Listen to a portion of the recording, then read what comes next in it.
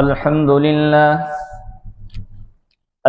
لله نحمده ونستعينه ونستغفره ونؤمن به ونتوكل عليه ونعوذ بالله من شرور أنفسنا ومن سيئات أعمالنا من يهده الله فلا مضل له ومن يضلله فلا هادي له ونشهد أن لا إله إلا الله وحده لا شريك له ونشهد أن سيدنا ومولانا محمدا عبده ورسوله صلى الله تعالى عليه وعلى آله وأصحابه وسلم تسليما كثيرا كثيرا وداعيا إلى الله بإذنه وسراجا منيرا أما بعد فأعوذ بالله من الشيطان الرجيم بسم الله الرحمن الرحيم والذين يكنزون الذهب والفضة ولا ينفقونها في سبيل الله فبشرهم بعذاب أليم صدق الله مولانا العظيم قال الله تبارك وتعالى في شان حبيبه إن الله وملائكته يصلون على النبي يا أيها الذين آمنوا صلوا عليه وسلموا تسليما اللهم صل على سيدنا محمد وعلى آل سيدنا محمد وبارك وسلم. قابل صد تکریم معزز بزرگان محترم اور عزیز ساتھیو، روزے اور تراویح، قرآن کریم کی تلاوت، ذکر اللہ، دعا اور صدقہ خیرات وغیرہ عبادتوں کے ساتھ ہم چل رہے ہیں. اللہ تبارک و تعالی ہر ایک کی ان عبادتوں کو قبول فرمائے. گزشتہ میں نے رمضان اور تراویح کے عنوان سے اس کے فضائل کے تحت کچھ باتیں آپ حضرات کے سامنے رکھی. اس مرتبہ مجھے زکوٰۃ کے عنوان سے کچھ باتیں عرض کرنی ہیں، اس لیے کہ عامتاً رمضان میں لوگ اپنی زکوٰۃ ادا کرتے ہیں، اور چونکہ زکوٰۃ ایک فریضہ اسلام ہے اور اسلام کا رکن ہے، جہاں اسلام کی بنیاد ستونوں پر رکھی گئی، اس میں سے ایک ستون یہ بھی ہے، بنی الاسلام علی خمس شہادت اللہ الہ الا اللہ وان محمد رسول اللہ واقام الصلاۃ وایتاء الزکاۃ والحج وصوم رمضان. تو ایک رکن زکوٰۃ کی ادائیگی کا بھی. قرآن کریم اور نبی کریم صلی اللہ تعالی علیہ وسلم کی احادیث مبارکہ سے اس بات کا اندازہ ہوتا ہے کہ حقیقی اعتبار سے کوئی مال کا مالک نہیں ہے،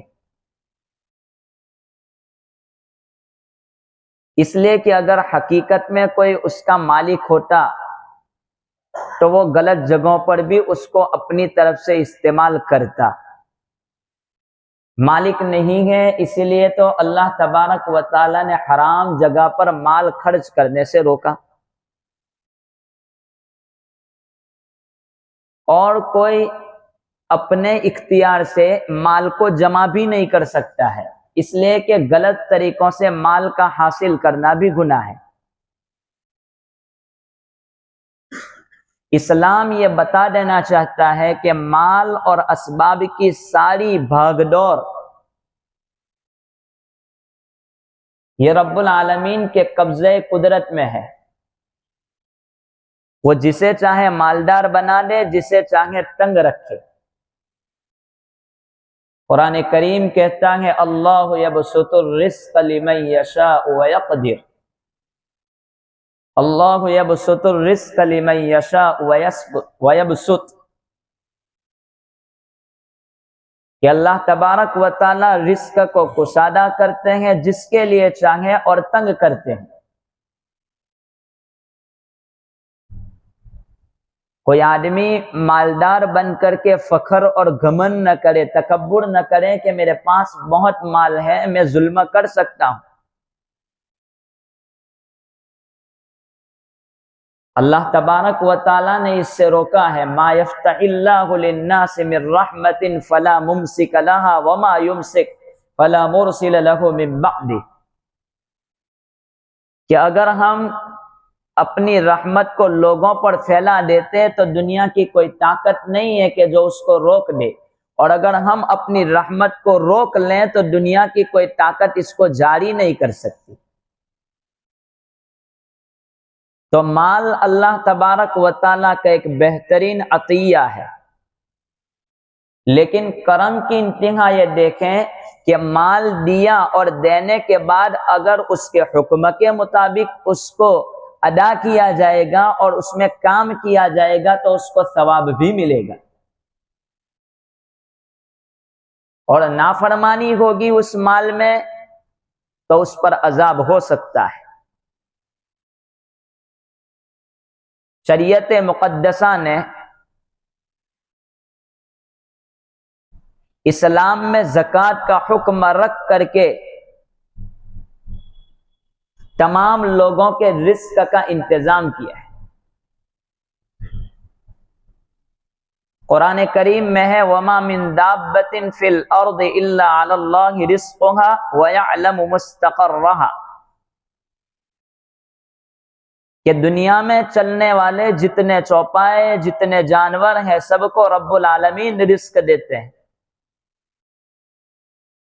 انسانوں میں مالدار لوگ جو ہوتے ہیں وہ اپنی تجارت سے رزق حاصل کرتے ہیں، اور غریب لوگ جو کما نہیں سکتے وہ ان کے 2.5% کے ذریعے اپنے رزق کا انتظام ان کا چلتا رہتا ہے۔ یہ نظام قدرت ہے۔ اگر سارے انسان مالدار ہو جاتے تو دنیا کا نظام رک جاتا، اور سارے غریب ہو جاتے تو بھی دنیا کا نظام رک جاتا۔ اس لیے کہ سبھی مالدار ہیں تو کون غریب، کوئی مالدار کسی کے گھر پر کام کرنے کے لیے جائے گا؟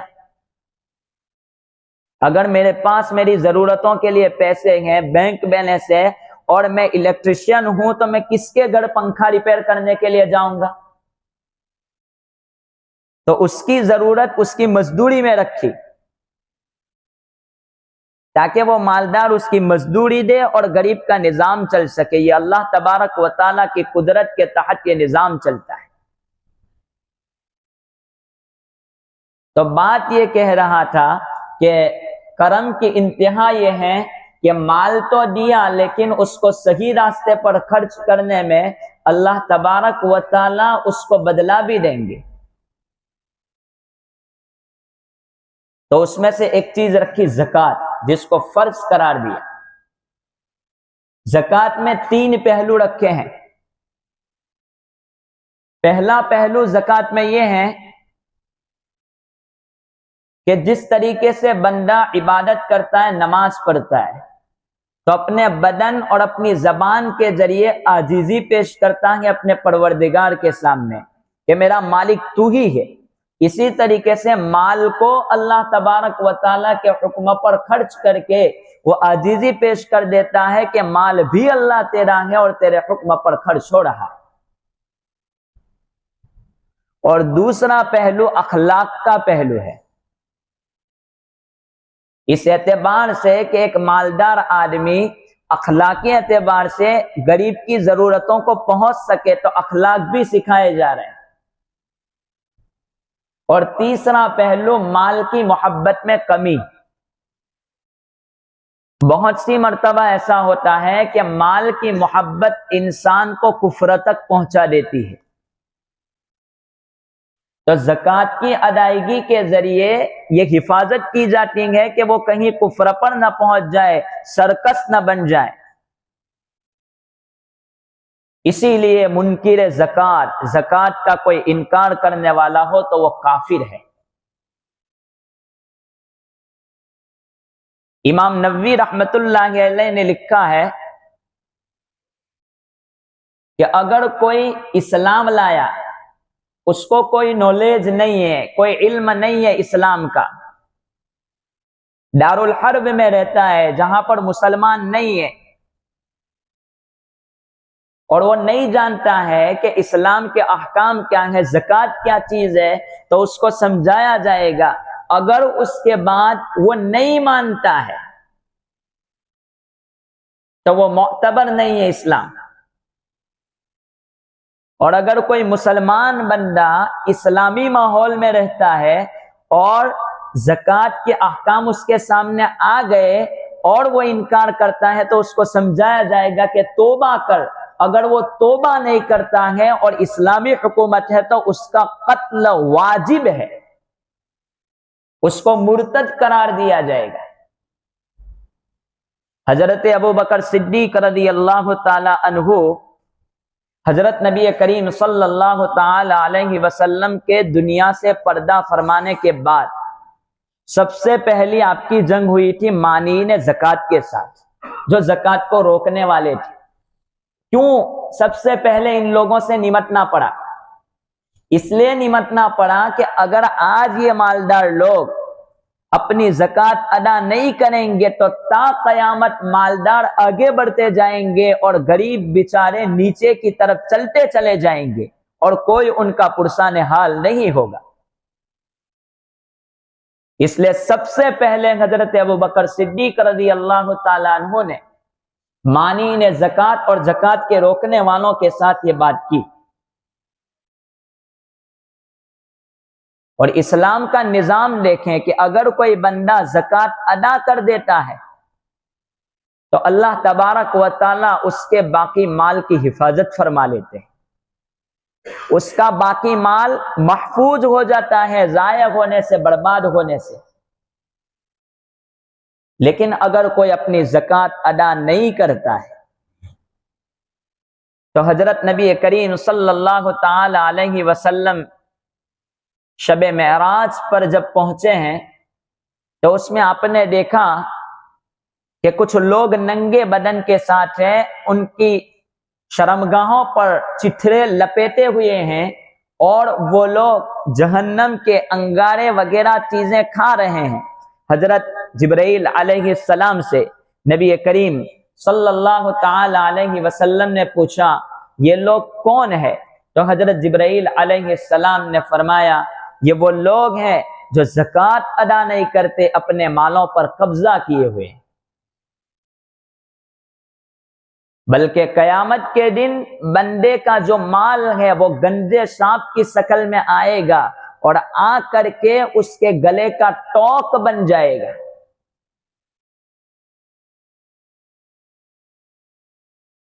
اور ایک روایت میں یہ ہے کہ جو آدمی زکوٰۃ ادا نہیں کرتا اس کو پیشانی پر داغا جاتا ہے، پھر اس کو داہنی پشت پر داغا جاتا ہے، پھر بائیں پشت پر داغا جاتا ہے۔ علماء نے اس کی وجہ لکھی کہ ایسا کیوں؟ کہا کہ جو انکار کرتا ہے وہ پہلے پیشانی کی طرف سے منہ پھیرتا ہے، پھر اپنا ایک پہلو لے کر کے بھاگتا ہے، پھر اپنا دوسرا پہلو لے کر کے بھاگتا ہے، تو الگ الگ جگہوں سے اس کو داغا جائے گا، دام دیا جائے گا۔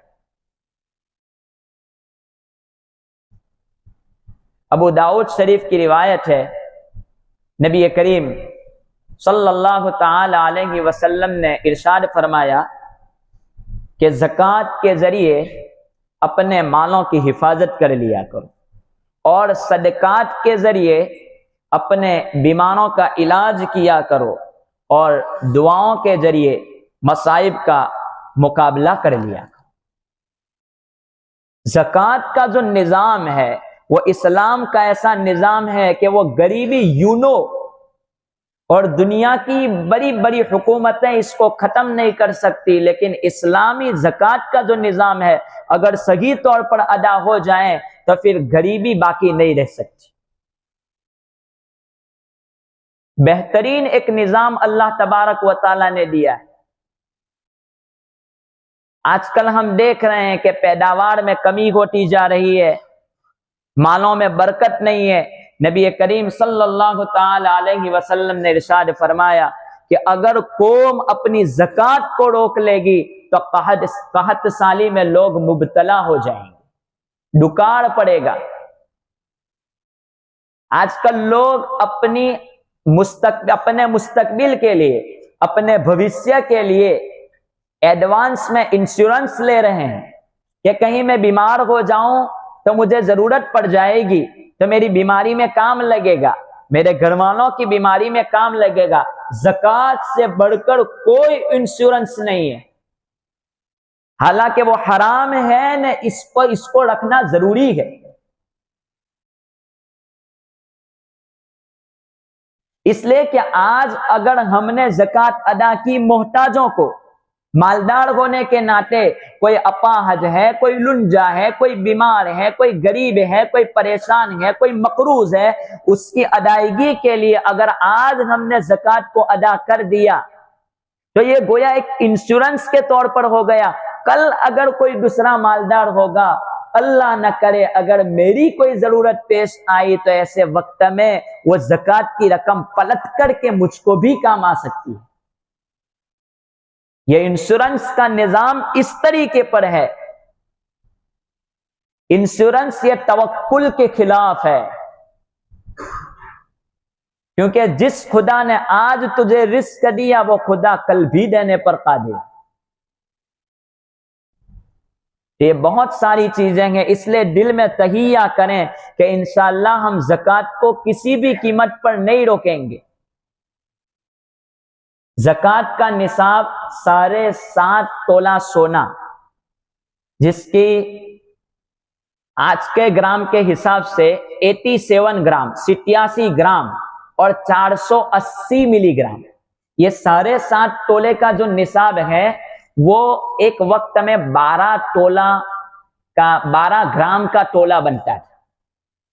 اب چونکہ تولے میں کچھ کمی واقع ہو گئی تو آج 87 گرام 87 گرام اور 480 ملی گرام اگر کسی کے پاس سونا ہے یا چاندی ہے تو 612 گرام، جس کی مقدار ہم بولتے ہیں 52.5 تولہ، لیکن 612 گرام اور 360 ملی گرام اگر کسی کے پاس چاندی ہے یا اس کی قیمت آج کے نصاب سے، نصاب کی قیمت 41,456 روپے ہیں،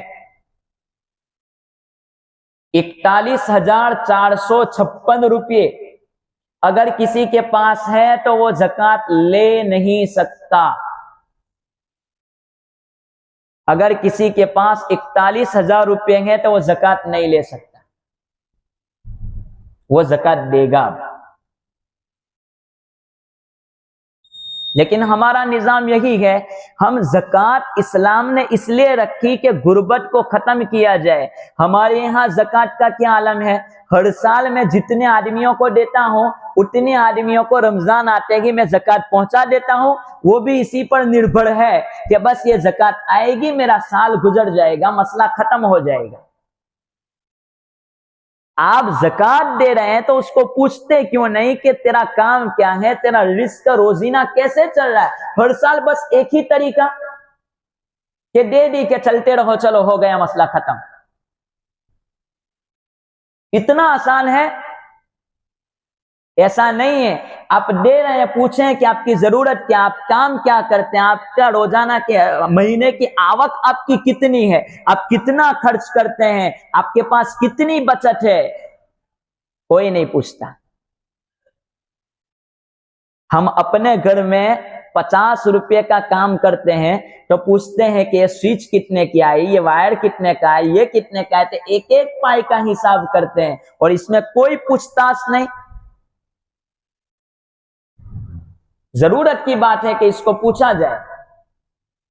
تو اسلام نے زکوٰۃ کا نصاب رکھا غربت کو ختم کرنے کے. اب تو لوگ صدقہ بھی بہت آسان سمجھ لیتے ہیں اور دے لیتے ہیں. میں بار بار کہتا ہوں مجھے مانگنے والوں سے کوئی دشمنی نہیں ہے، لیکن ہم لوگ مانگنے والوں کو 10 روپے دے دے کر کے چلے جاتے ہیں، 50 روپے 20 روپے. واللہ ہم سب گنہگار ہیں. کیوں؟ اس لیے کہ ان کا پیسہ ڈنڈا بڑھتا جا رہا ہے. انہوں نے اپنے روزانہ کو بس مانگنے کا ڈھنگ بنا لیا ہے. تو غربت مسلمانوں کی بڑھتی جا رہی، آپ اس کو توڑ رہے ہیں. آپ توڑتے ہیں اس کو کہ بس تو مانگتا رہے، لے 10 روپیہ، مانگتا رہے تو 10 روپیہ لے. زکوٰۃ کو ادا ہوتی ہی نہیں ہے، کوئی مسئلہ ہی سوال ہی پیدا نہیں ہوتا اس میں. تو اس لیے اس مسئلے کو بھی سمجھیں.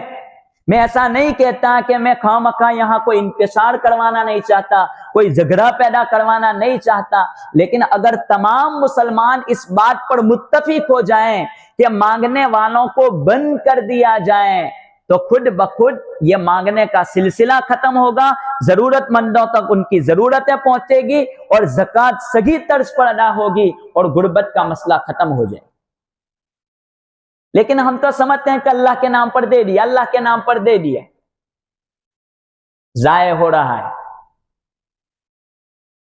میرے پاس گواہ ہے اس مسئلے میں کیا، ایک آدمی ایسا ملا، روزانہ ملتا ہے کہ وہ آدمی روزانہ بھیک مانگتا ہے. اس آدمی کے پیسے مالدار لوگ لے جاتے ہیں اور سود کا کاروبار کرتے ہیں اس کے پیسوں سے. چلو کیا آپ کے پیسے تو اب سود میں گئے؟ کیوں آپ نہیں پوچھتے کہ آپ کیا کرتے ہیں؟ آپ کے بچے لے کر آپ مانگنے آئے، ان کو پڑھنے کے لیے اسکول میں آپ کیوں نہیں بٹھا سکتے؟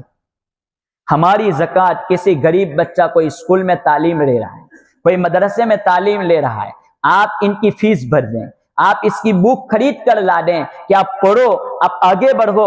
آپ کی زکوٰۃ کا آپ آگے بڑھیں گے تو آپ کے گھر سے زکوٰۃ ختم ہوگی، آپ خود زکوٰۃ دینے والے بنیں گے.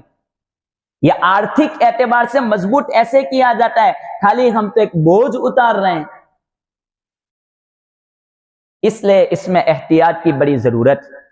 تو میں یہ کہہ رہا تھا کہ زکوٰۃ کا نصاب یہ ہے، اگر کسی آدمی کے پاس سونا 87 گرام مکمل نہیں ہے لیکن چاندی اور 2 ملا کر کے 41,000 کی قیمت پر پہنچ جاتا ہے تو پھر اس آدمی پر بھی زکوٰۃ آئے گی. زکوٰۃ کن کن چیزوں پر نہیں ہے؟ اپنے رہائشی مکان پر زکوٰۃ نہیں ہے. اگر کسی آدمی نے کوئی دوسرا مکان اس لیے خریدا ہے کہ وہ مکان میری اولاد کے لیے کام کا ہے یا میرے بچوں کے لیے کام لگے گا تو اس پر بھی زکوٰۃ نہیں ہے. لیکن اگر کوئی آدمی نے کوئی مکان اس لیے خریدا کہ میں اس کا بزنس کروں گا، میں اس کو بیچوں گا، پھر پیسے آئیں گے، دوسرا مکان خریدوں گا، تو یہ مال تجارت ہو گیا، اس پر زکوٰۃ آئے گی، زکوٰۃ دینی پڑے گی. زکوٰۃ پر مالک بنا دینا ضروری ہے. مالک بنائے بغیر زکوٰۃ ادا ہوتی نہیں ہے. کیا مطلب مالک بنانے کا؟ زکوٰۃ کی 2 شرطیں یاد رکھیں، 1 سال کا پورا ہو جانا اور 1 مالک بنا دینا. مثلا رمضان کی 1 تاریخ کو میرے پاس آ گئے 50,000 روپے، تو آج سے میں نصاب کا مالک. اب آئندہ رمضان کی 1 تاریخ پر 1 سال میرا پورا ہو جائے گا، تو اب میرے اوپر زکوٰۃ آ گئی. اب مجھے جتنے پیسے میرے پاس ہے اس میں بڑے جتنے بھی 60 ہو گئے، 65 ہو گئے، 70 ہو گئے، 1 لاکھ ہو گئے، تو اس کی زکوٰۃ مجھے ادا کرنی ہے. یہ ایک مسئلہ پورا ہوا. دوسرا مسئلہ، جس کو زکوٰۃ دے رہے ہیں اس کو مالک بنانا یہ ضروری ہے. اگر کسی آدمی نے کسی سے 10,000 روپے قرض لیے، نے کہا مجھے زکوٰۃ ادا کرنی ہے، چلو میں زکوٰۃ کی نیت کر لیتا ہوں، زکوٰۃ ادا نہیں ہوتی ہے. کیا کرنا پڑے گا؟ وہ 10,000 اگر آپ نے کسی کو قرضہ دیا ہے اور وہ ملنے کی امید نہیں ہے، نہیں آ رہے ہیں، تو آپ نیت سے ادا نہیں کر سکتے، بلکہ آپ 10,000 روپے لے کر کے اس کے پاس جائیں گے، اس کو مسئلہ سمجھائیں گے کہ میں تیرے پاس پیسے مانگتا ہوں، اگر تیرے پاس گنجائش نہیں ہے تو 10,000 روپے تو لے، پکڑ، میں تجھے زکوٰۃ دے رہا ہوں اور میرا قرضہ تو واپس لا. تو یہ مالک آپ نے بنایا اور مالک بنانے کے بعد آپ اپنے پیسے واپس لیں گے، ورنہ زکوٰۃ ادا نہیں ہوگی. بہت سارے مسائل ہیں. اسی طریقے سے ہم نے کھیت خریدا تھا تجارت کی نیت سے، 50,000 کا اور اب اس کی قیمت کروڑوں میں آ رہی ہے تو اس کی زکوٰۃ کروڑوں میں ادا کرنی پڑے گی۔ لوگوں نے 5 لاکھ میں کھیت خریدے ہیں اور اب اس کی زکوٰۃ بھی 5 لاکھ ہی دیتے جا رہے ہیں۔ 5 لاکھ نہیں، اب 5 کروڑ ہے تو 5 کروڑ کی زکوٰۃ دینی پڑے گی اس کی قیمت پر۔ روکو گے تو مبتلا ہوں گے پریشانی میں، اور اگر دے دو گے تو برکت اللہ تبارک و تعالیٰ خود بخود دیں گے۔ تو یہ تہیہ کریں کہ انشاءاللہ ہماری زکوٰۃ سے اللہ تبارک و تعالیٰ کا جو نظام ہے، وَمَا مِن دَابَّةٍ فِي الْأَرْضِ إِلَّا عَلَى اللَّهِ رِزْقُهَا وَيَعْلَمُ مُسْتَقَرَّهَا، کہ اللہ تبارک و تعالیٰ ہر چلنے والے کو رزق دیتا ہے۔ تو میری زکوٰۃ کے ذریعے اللہ کا جو منشا ہے وہ پورا کرنے کی کوشش کروں گا، تاکہ صحیح جگہ پر زکوٰۃ پہنچ جائے اور غلط جگہ پر زکوٰۃ جانے سے، صدقہ جانے سے رک جائے۔ اگر ہمیں روزانہ صدقہ کرنے کی عادت ہے تو ایک گلہ گھر پہ رکھو، اس میں 10 روپے ڈالو، 5 روپے ڈالو، مہینہ 2 مہینہ 6 مہینے جمع ہو گئے، انہی پیسوں کا کوئی غریب کو اناج دلوا دو، کوئی محتاج کی دوا کا علاج کروا دو، کوئی محتاج دواخانے میں ہے تو اس کا علاج کرا دو، کوئی غریب ہے بیچارے کی ڈیلیوری کا مسئلہ ہے تو وہاں پر وہ پیسے خرچ کر لو۔ یہ تو ہم نے سمجھا کہ 10 روپے صدقہ ہو گیا، ہمارا کام ہو گیا، آج ہم آزاد ہو گئے۔ یہ نہیں ہے، اس سے ہم لوگوں کی عادتیں بگاڑ رہے ہیں۔ بچے مانگنے کے لیے آتے ہیں، میں پوچھتا ہوں چلو میں آپ کو مدرسے میں داخل کر دوں، چلو اسکول میں داخل کر دوں، کہا میری ممی منع کرتی ہے کہ یہ کام کرنا ہے، تو چلو بگڑے تو کون بگاڑنے والے؟ ہم بگاڑنے والے ہوئے۔ لہذا اس مسئلے کی طرف ذرا توجہ سے دھیان دیں۔ آپ ان کے کھانے کا نظم کر دیں، کوئی روکتا نہیں، آپ ان کو پوچھ لیں کیا کھانا ہے، ورنہ ہم سب گنہگار ہوں گے۔ اللہ تبارک و تعالیٰ ان باتوں پر ہمیں عمل پیرا ہونے کی توفیق عطا فرمائے۔ اللہ رب العالمین کے فضل و کرم سے عبادتیں ہو رہی ہے اور ہم لوگ صدقات خیرات سب کچھ دے رہے ہیں۔ اللہ رب العالمین ہر ایک کے صدقات کو قبول فرمائے۔ سب سے پہلے تو آپ تمام کا شکریہ بہت بہت کہ مسجد میں آتے ہیں، عبادتیں مل جل کر کے بہتر طریقے سے انجام دی جاتی ہے۔ اللہ ہر ایک کی عبادتیں قبول فرمائے۔ ساتھ میں آپ لوگ مسجد کے تعاون میں بھی اپنا ذاتی مال للہ خرچ کرتے ہیں۔ اللہ تبارک و تعالی ہر ایک کو بہترین بدلہ عنایت فرمائے۔ ہمارے یہاں مسجد کا جو نظام ہے وہ کوئی ایسی چیز نہیں ہے کہ جہاں کیا کرایہ بھاڑا آتا ہو کہ جس پر سال بھر چلتا ہو، ایسا نہیں ہے۔ کوئی ایسی جگہ نہیں ہے کہ جہاں کا کرایہ آتا ہو اور سال بھر کا نظام چلتا ہو، بلکہ اللہ رب العالمین کا فضل اور آپ لوگوں کا مالی تعاون، آپ جو چندہ دیتے ہیں الحمدللہ نکلتا چلتا رہتا ہے۔ تو اس سال بھی یہ 4 رمضان کی جمعہ باقی ہے، تو ہمارے 2 حضرات بیٹھیں گے، ایک اس دروازے پر ایک اس دروازے پر، تو آپ لوگ جتنا ہو سکے دل کھول کر کے تعاون کریں، اللہ تبارک و تعالی بہترین بدلہ عنایت فرمائے۔ ہمارے یہاں امن پارک، امن بنگلوز اور آس پاس کے رہنے والوں کا ایک نظام، مسجد والوں نے جب مسجد قائم بنائی گئی تو اس وقت ایک نظام یہ بھی کیا تھا کہ 2500 روپے سالانہ، اگر اور ہر ایک مالدار بھی ہے، کسی کو تکلیف بھی نہیں ہے، مہینے کے 200 روپے کوئی مشکل نہیں ہے، اگر دے دیتے ہیں تو نظام آسانی کے ساتھ چل جائے گا، کوئی تکلیف نہیں ہوگی اللہ کے گھر کو چلانے میں، لائٹ بل وغیرہ کا انتظام کرنے میں، دوسری ضروریات مہیا کرنے میں۔ لیکن اس میں کچھ کمزوریاں ہیں، اگر ہر ایک اپنا فریضہ سمجھ لے گا تو انشاءاللہ کام آسانی کے ساتھ چلتا رہے گا۔ اللہ تبارک و تعالی ہمیں ان باتوں پر عمل کی توفیق عطا فرمائے۔ مفتی کلیم صاحب لوہاروی دارالعلوم راندیر کے ایک استاد ہے، خلیفہ ہیں مفتی احمد صاحب خانپوری کے، بہت بزرگ اور اللہ والے نیک بندے آج دنیا سے رخصت ہو چکے۔